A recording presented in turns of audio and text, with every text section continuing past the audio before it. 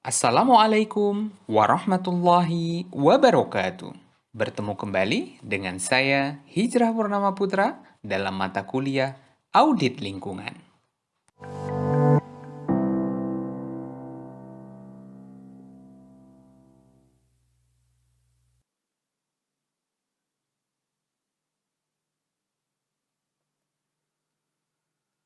Pada video yang kedua, masih dalam mata kuliah Audit Lingkungan pada pertemuan yang kelima, yaitu perencanaan dan pelaksanaan audit lingkungan. Seperti yang disampaikan pada video sebelumnya, materi pertemuan kelima kali ini terdiri dari dua video. Video yang pertama yang sudah teman-teman dengarkan tadi adalah perencanaan audit lingkungan. Pada bagian ini kita akan masuk tentang pelaksanaan audit lingkungan. Apa saja yang dilakukan? Terdapat beberapa bagian, yaitu pertemuan pembukaan, bagaimana melaksanakan audit lingkungan. Kemudian pelaksanaan audit di lapangan, pengumpulan bukti, verifikasi, perumusan temuan audit, penulisan temuan audit, evaluasi temuan audit, sehingga menghasilkan kesimpulan audit, dan nantinya ada pertemuan penutup. Namun, kesimpulan dan pertemuan penutup kita akan bahas pada pertemuan yang akan datang. Bagian yang pertama adalah pertemuan pembukaan. Ini tentu sangat penting dalam setiap kegiatan audit untuk menciptakan kesan yang baik antara tim audit dan auditi serta personil fasilitas yang akan diaudit. Pertemuan pendahuluan ini harus dibuat sedemikian rupa dengan yang ramah, efisien, sebagaimana cara-cara bisnis dilakukan. Pertemuan pendahuluan dipimpin oleh ketua tim audit, dihadiri oleh auditi dan tim audit. Ya, semacam perkenalan, tapi dengan cara yang elegan. Dengan pertemuan pembukaan ini menciptakan kondisi yang membuat audit itu terkesan elegan dan memang harus dikerjakan. Tujuan pertemuan pembukaan ini adalah KTA pastinya memperkenalkan anggota tim, menjelaskan tujuan, lingkup, dan metode audit, membangun komunikasi yang resmi antara tim audit dengan auditi, memastikan bahwa sumber daya dan fasilitas yang diperlukan oleh tim audit itu tersedia di lapangan, memastikan personil yang akan diwawancara. Siapa saja ya yang akan kita temui nanti pada saat pelaksanaan audit di lapangan. Memastikan jadwal rapat penutupan agar waktu audit jelas kapan akan berakhir. Memberikan semangat kepada personil organisasi yang diaudit untuk berpartisipasi aktif pada saat pelaksanaan kegiatan audit berlangsung. Review keselamatan di lapangan, dan mungkin juga ada prosedur emergensi bagi tim audit yang dijelaskan oleh klien atau auditi. Auditi menyiapkan hal-hal seperti kira-kira ya, memberikan penjelasan secara umum tentang kegiatan operasi dan proses. Ya, seperti perkenalan, profil organisasi, company profile, dan seterusnya. Persyaratan dan ketentuan keselamatan. Ada safety briefing, menunjukkan area mana saja, jika kondisi darurat, dan seterusnya. Usulan dan saran kepada tim audit. Bagian yang kedua, setelah pertemuan pendahuluan ya, adalah melakukan audit di lapangan. Setiap tipe audit memerlukan prosedur yang berbeda. Namun demikian, harus dilakukan dengan cara yang konsisten. Kegiatan audit, misalnya audit keselamatan kerja, lingkungan, ataupun audit finansial, adalah pekerjaan yang sensitif. Ini yang kita harus pahami bersama.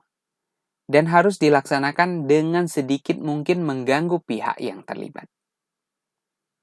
Audit, ya ini juga yang perlu diingat, audit bukan investigasi atau bentuk penyelidikan lainnya. Audit adalah kegiatan untuk memverifikasi, konfirmasi tentang efektivitas dari kegiatan operasi terhadap standar-standar dan kriteria yang telah ditetapkan sebelumnya. Jadi auditor bukan investigator, tapi adalah verifikator untuk melihat apakah standar yang ada, kriteria yang ada sudah dipenuhi dengan baik atau belum. Jadi tidak melakukan investigasi. Berbeda ya hal tersebut. Audit harus mengkonsentrasikan pada tujuan dan lingkup audit yang telah disepakati. Pertimbangannya adalah waktu dan biaya. Harus dapat menjawab pertanyaan-pertanyaan misalnya, apakah fasilitas melaksanakan kewajiban-kewajiban dan persyaratan-persyaratan yang telah ditetapkan oleh peraturan perundangan. Ya, pertanyaannya nanti dapat disesuaikan dengan kondisi di lapangan. Apakah kegiatan operasi yang dilaksanakan oleh fasilitas dilakukan dengan cara-cara efektif dan efisien? Apakah dokumentasi dikelola sesuai persyaratan peraturan? Baik itu dilakukan oleh eksternal maupun internal? Atau ada benchmarking yang telah digariskan? Apakah ada peluang untuk memperbaiki efektivitas kegiatan operasi? Misalnya, audit akan menyarankan sesuatu, mungkin nggak ya diterapkan agar saran yang diberikan dapat ditindaklanjuti. Jadi tidak sembarangan ya. Apakah rencana aksi, corrective action akan dilakukan? Seberapa besar kemampuan auditing untuk melakukan hal tersebut? Apakah tujuan, sasaran, dan target-target dapat dicapai? Apakah sistem yang ada dapat diperbaiki atau disempurnakan secara terus-menerus? Beberapa pertanyaan terakhir ini menunjukkan sustainable. Ya. Harapannya terjadi hal yang berkelanjutan, tidak hanya selesai pada saat kegiatan audit ini saja berlangsung. Bagian yang ketiga adalah mengumpulkan bukti-bukti audit. Bukti-bukti audit harus dikumpulkan melalui wawancara, pemeriksaan dokumen, dan observasi terhadap keadaan lapangan terkait dengan aktivitas yang akan diaudit. Indikasi terhadap ketidaktaatan atau ketidaksesuaian dengan kriteria audit harus dicatat, harus direkam dengan baik. Informasi yang dikumpulkan melalui interview harus diverifikasi dengan informasi pendukung yang diperoleh dari sumber-sumber yang netral atau objektif, seperti kegiatan melihat langsung ke lapangan atau observasi.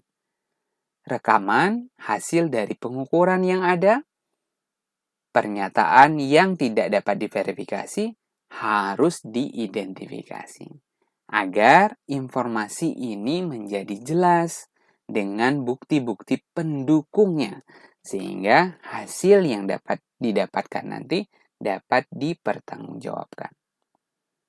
Memang ada 3 pendekatan dalam menelusuri bukti audit.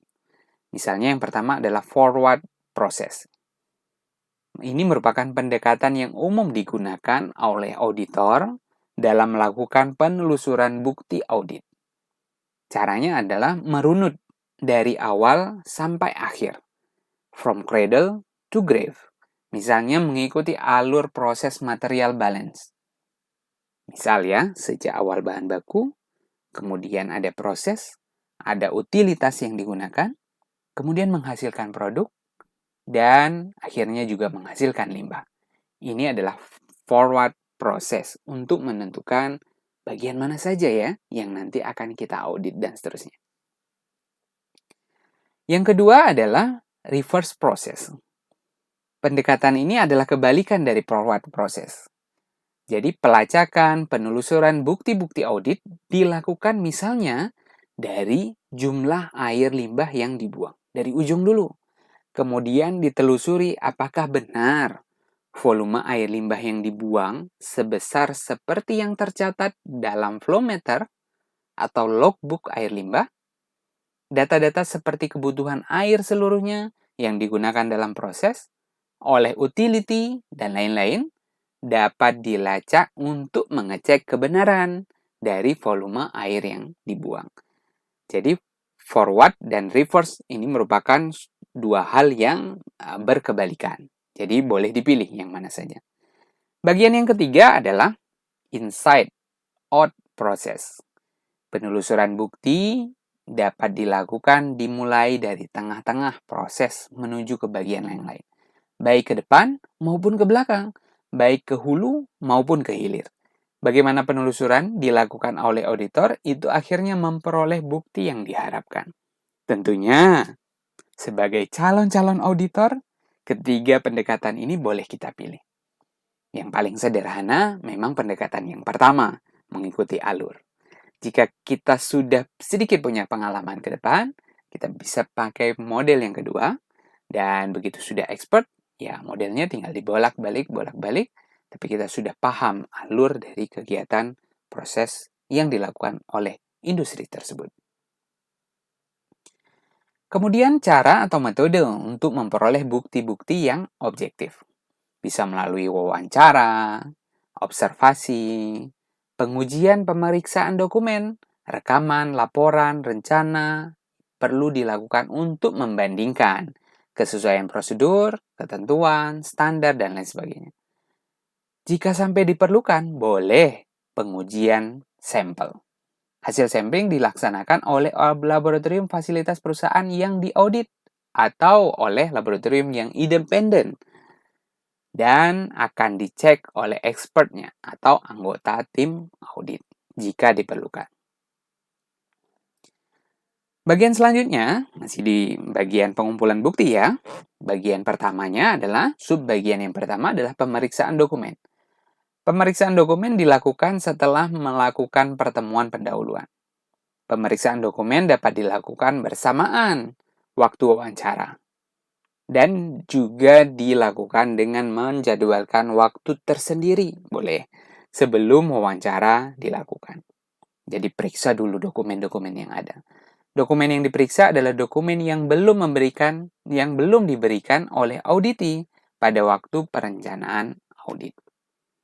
Dokumen atau rekaman yang terkait langsung dengan isu-isu penaatan harus diteliti dan diverifikasi untuk menjadi bukti audit. Kemudian diikuti oleh pengamatan, pemeriksaan, dan observasi di lapangan dengan berbagai macam tujuan tentunya ya.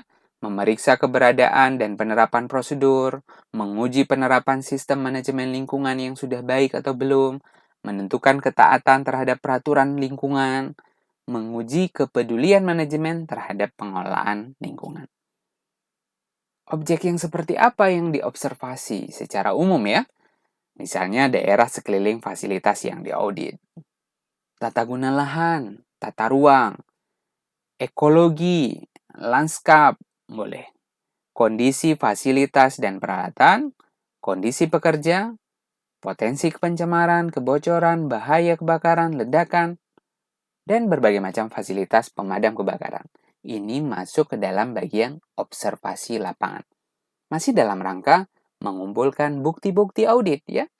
Bagian pertama tadi periksa dulu dokumen, bagian kedua observasi lapangan, dan teknisnya, teknik pemeriksaan lapangannya, ya pastinya seorang auditor tersebut harus peka, tanggap, cermat, itu pasti. Gunakan panca indera semaksimal mungkin, misal ada sikap curiga terhadap bau, rasa ingin tahu harus dikembangkan di lapangan, tapi balik lagi, bukan investigator, tapi verifikator. Fokus perhatian pada sumber-sumber penyebab dampak, jadi kita harus tahu juga ya, arah auditi yang akan membawa kita kemana, tapi kita juga bisa menentukan alurnya. Oh kita ke sana saja, kita akan lihat prosesnya, karena saya ingin tahu, apa ya kira-kira ada bahan kimia yang digunakan, tata cara penyimpanannya, ada potensi pencemaran atau tidak, dan seterusnya. Dan juga boleh juga kita akan melihat sumber-sumber penyebab dampak. Misalnya ada pengolahan limbah, ada stek pada boiler, instalasi pengolahan air limbah, pengolahan limbah B3, sementara untuk penyimpanan ya, kegiatan-kegiatan dalam rangka proses produksi. Apakah terdapat ada fugitive emission dalam lingkungan kerja, apakah ada housekeeping dilakukan atau dikelola dengan baik, dan lain sebagainya. Itu adalah teknis-teknis pemeriksaan lapangan. Bagian yang keempat adalah verifikasi. Jadi setelah tadi kita lihat di lapangan, kemudian ada kegiatan verifikasi. Informasi yang diperoleh melalui wawancara harus diuji dengan memperoleh informasi yang sama dari sumber yang lain yang dapat dipercaya, seperti observasi, pengukuran, atau dari rekaman, bukan dari kabar angin. Oh, ini kata si ini loh. Kita sebagai auditor tidak boleh mempercayai dengan mudah seperti itu. Dokumentasi yang dihasilkan oleh auditor harus menunjang semua pertanyaan atau harus teruji melalui pengamatan langsung di lapangan oleh auditor. Verifikasi dokumen sangat penting dilakukan untuk menjaga konsistensi hasil wawancara. Beberapa keterangan yang diperoleh dari manajemen harus dicari keberadaan pada dokumen yang disebutkan oleh auditi. Pengamatan terhadap dokumen sejalan dengan proses wawancara dan dilanjutkan selama proses pengamatan di lapangan, serta sesudahnya menjelang penulisan laporan. Perumusan temuan audit, jadi setelah proses yang berlalu panjang, kemudian waktunya bagaimana merumuskan temuan-temuan dari audit. Temuan dari audit ini adalah hasil penilaian dan evaluasi bukti-bukti audit yang telah terkumpul. Terhadap, jadi ada perbandingan ya, bukti tersebut kemudian dibandingkan dengan kriteria audit yang telah ditetapkan. Temuan dapat dikategorikan menjadi 3 bagian. Ada temuan ketidaktaatan, ada temuan ketaatan, dan ada ketemuan observasi.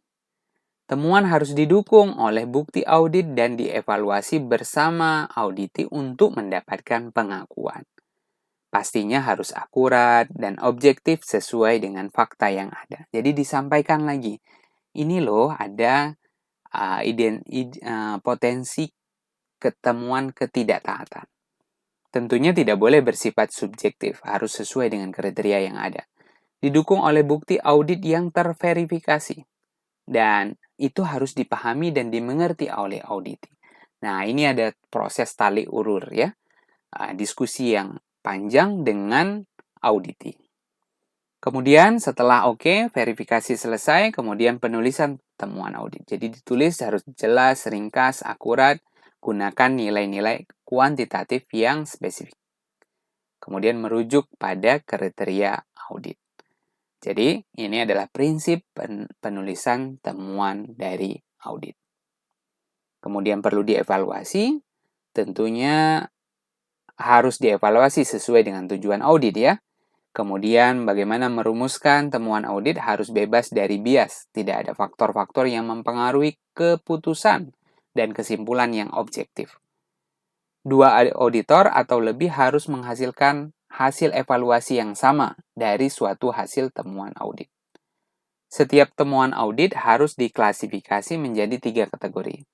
Temuan ketidaktaatan ya, terhadap deviasi standar atau peraturan perundangan, temuan terhadap kebijakan, dan temuan terhadap deviasi terhadap best practice. Temuan terhadap ketaatan dan temuan yang bersifat observasi. Bila dalam melakukan audit terdapat hal-hal yang tidak dapat diverifikasi, maka auditor dapat menyarankan bahwa organisasi atau fasilitas perlu melakukan penyelidikan atau penelitian lebih lanjut. Jadi audit boleh saja diangkat menjadi pada tahapan yang berikutnya. Ini yang tadi kita bicara ya, ada kriteria temuan audit. Taat pastinya sudah tahu. Sesuai dengan peraturan perundangan, sesuai dengan kriteria. Tidak taat pun seharusnya sudah tahu, karena tidak memenuhi dalam bagian kriteria. Salah satunya adalah perundang-undangan. Kemudian ada istilah yang lain, tidak dapat ditetapkan, not determined.